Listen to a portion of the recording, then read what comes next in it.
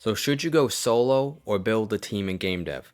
Let's break down what's best for you and what's best for your goals. So I think to discuss this, we need to break it down into goals and where we are in our game dev journey, or what skills do we have. And I think there's two main categories or two main goals, and that is just to learn game dev as a hobby or as if you're just starting out, or that's to sell games on Steam or try to go full-time or make money while making games. Now, there's no wrong answer here. You can do game dev as a solo dev or on a team, whether you're a hobbyist or whether you're trying to go professional. So let's start with tackling if you're just starting out or you're just learning or you're just interested as a hobby.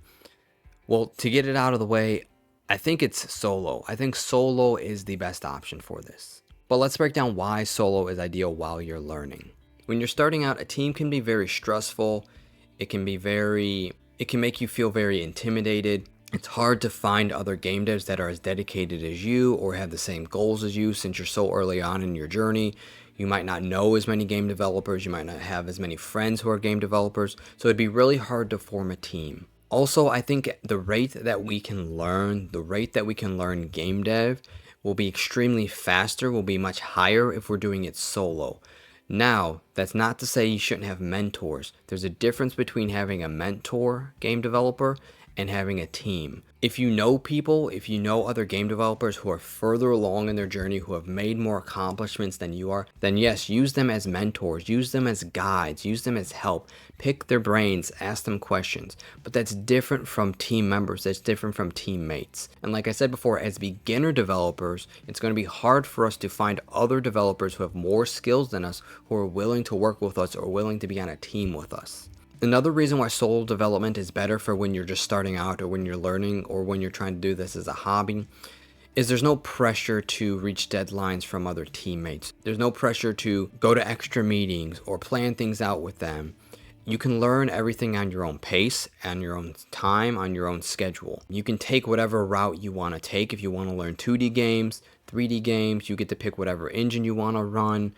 You get to learn whatever language you want to run. You're not reliant or you're not forced to do what the rest of the team wants to do. And just starting out, you need this flexibility. You need this room to learn. You need to be able to make choices on your own without other people influencing those choices. I've seen plenty of developers join teams just starting out and they pick Unreal because someone on the team says they like Unreal, or they pick Unity because they saw a game that someone on the team liked to play. Or they pick Godot because someone on the team says it's the new best thing to use. You shouldn't have those influences when you're just starting out because you need to figure out what you want for your journey, what you want for your development, what you want for your games. Now, when you're on your solo development, you can pick what games you want to make. You can pick what tutorials you want to follow. You can pick how long you want to spend on a project. And this is really important for you and your journey, for you learning, for your process. Now, like I said before, mentors are very important. If you can find one, great. If you can find people to look up to, great. But these are not teammates. There's a difference between mentors and teammates. So let's talk about your other option. Let's talk about team development.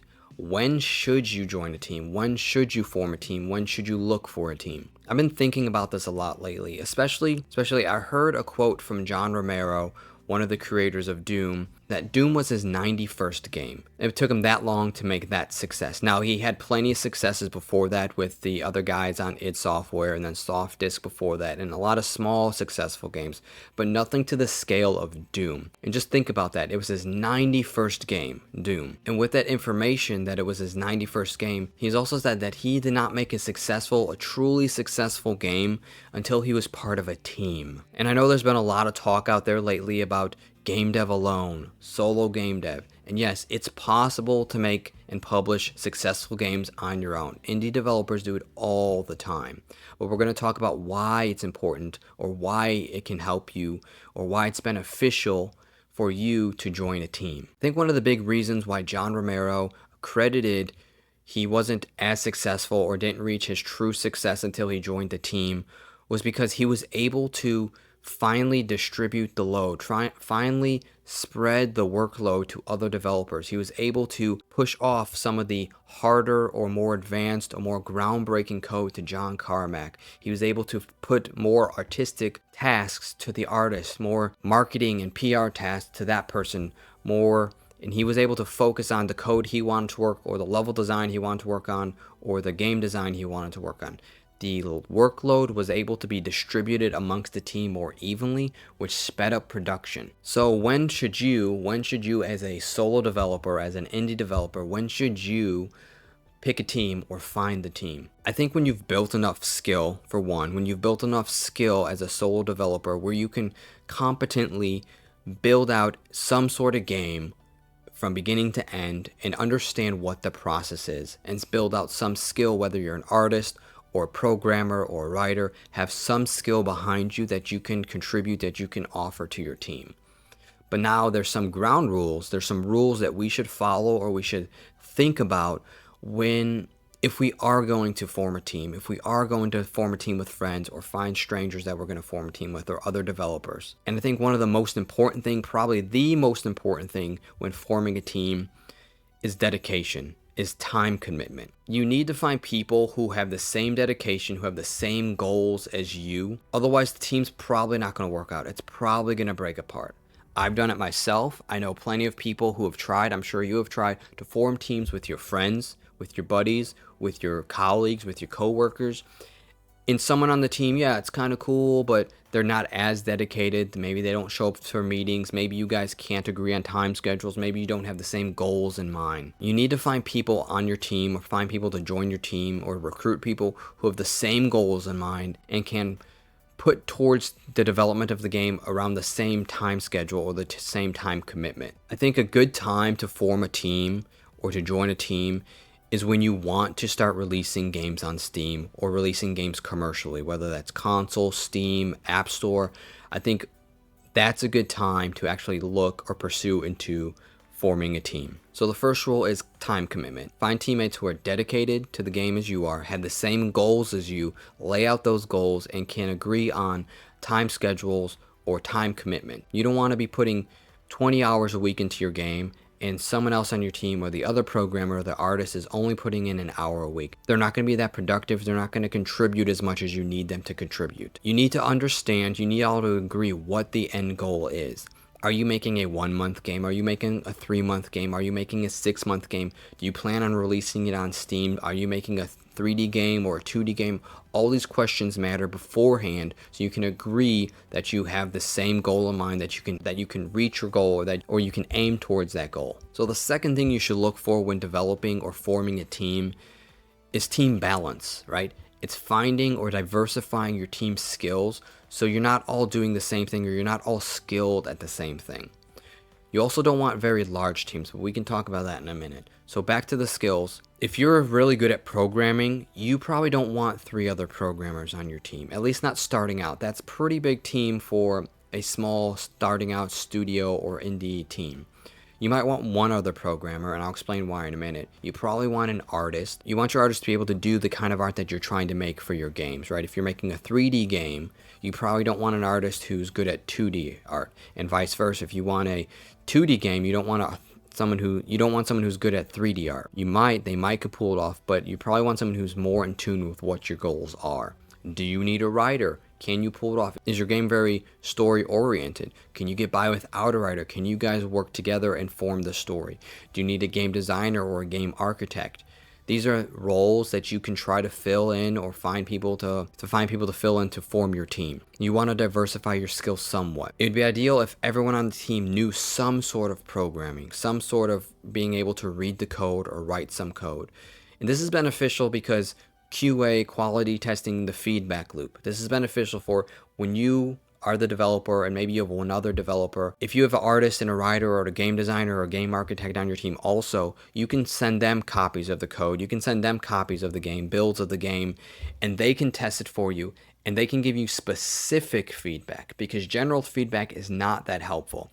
If they come back and say it wasn't very fun, or I got bored, or the shooting, I didn't understand what was going on, these are not very specific feedback loops. This is not very specific feedback, and it won't help you, it won't benefit you. But if they understand the code, if they understand how to read it, or they understand in general how programming works under the hood for game development, they could tell you that the shooting wasn't snappy enough. I need a little bit more screen shake or particle effect when you shoot. or the enemy was delayed, or I think the enemy logic has some sort of error in it or bug because of some reason the AI is not working correctly. If they have a little bit of an understanding, they can give you better feedback, which is going to make your game, your iteration, your implementation better in the long run. I can't recommend exactly what teammates you need for your team or you might need for your team, but for me, I would probably want at least one more developer. I'd want at least 2 developers on the team for multiple reasons, but for the biggest one is split up the code base. We can split up, someone could do core game loop, other one could do character development. We can do quality. It helps with pushing better code. If there's 2 developers and we have rules for a repository where we have to approve each other's code, if we know how to read code and know how to write code, that's going to be easier for us to look at someone else's code and say, yes, that should work, or no, these errors, we want to write a cleaner code or some cleaner methods or cleaner functions or a better code base. And we can work better together and push a better product out. If you're the only programmer and you have an artist who has 0 programming experience and you're trying to say, hey, does this code look good, or is this going to work out? They're going to look at it and say, I don't know what you're talking about. Yeah, it looks fine to me, but it's kind of a different language, right? So having 2 programmers, that's one reason why it's good. The other one was to split up the code base. Another one is QA, quality. Along with approving each other's code is testing each other's code. You're going to be able to test each other's code better. You're going to be able to push it, tweak it, find all those loopholes, find all those edge cases that someone else might not test out, and really push your game to the limit and really find all the bugs or the errors or the possible breaking points. And yeah, an artist is probably going to be someone that you want on your team. Usually we are good at programming and not good at art, or good at art and not good at programming. Typically we're not good at both. So having someone to create art assets at the same time you are creating the code will get you out of the gray boxing, the basic sprite version of the game quicker, and you can get your assets in faster without having to buy assets or without having to pay someone or to do gig work, and you can use actual assets that your team created. Now, a third point that I think is really important for game dev as a team, or for a team or with a team, is how fast you can iterate, how fast you can implement, how fast you can push out games. And I think this is one of the biggest benefits of working with a team. If you want to say make a game in 6 months, if you are a sole developer and you can only put 1 to 4 hours in a day over 6 months, well, you're limited in how much time you can do. But now you add 3 people onto the group, 3 people onto the team. That's that much more progress if they can dedicate as much time to it, right? You might could either shrink the progress, shrink the game dev time by half or something, or you can fit that much more content or polish it that much more or make that much better of a game in the same amount of time. So I think everyone as a indie developer should at some point aim towards working with a team. It should be your goal eventually. At least try it out. It might not work for everyone. Some of us are introverts, some of us are extroverts. We have different dynamics, different personalities, different backgrounds, different beliefs. But finding teammates that align with what we want will speed up your progress. Now, there are laws out there. There's Brooks' Law, where you can add too many people to your team and then development slows down or stops or gets way worse, right? There is a limit to how many people you should add to your team before the quality and production of your work goes down. So that's something to keep in mind. You should probably keep your teams pretty small, maybe 3 to 4 people max. Now, there's no single right answer for this. If you want to be a solo developer, go for it. If you want to develop on a team, go for it. Both are viable options. Both can commercially release games. Both can be successful. But there are pros and cons to each. Lately, there's been a trend for pushing solo development. I think because people are looking at team development in the wrong way. They're looking at it as you have to pay others, or you're not on the same page, or there's successful games out there who are solo developers. But if you can find the right team, if you can find the right friends or the right coworkers or the right developers or artists and get them on a team and form a team and collaborate and have the same goals in mind, then you should be able to be successful. Now, if you don't like to work on a team, you don't have to. Like I said, this is not required. It's not for everyone. These are just options that you have. If you're looking for more help and to find a community of strong developers, then you should check out my game dev group called 10th Legion Games. There's a link in the description. So remember, there is no right answer here.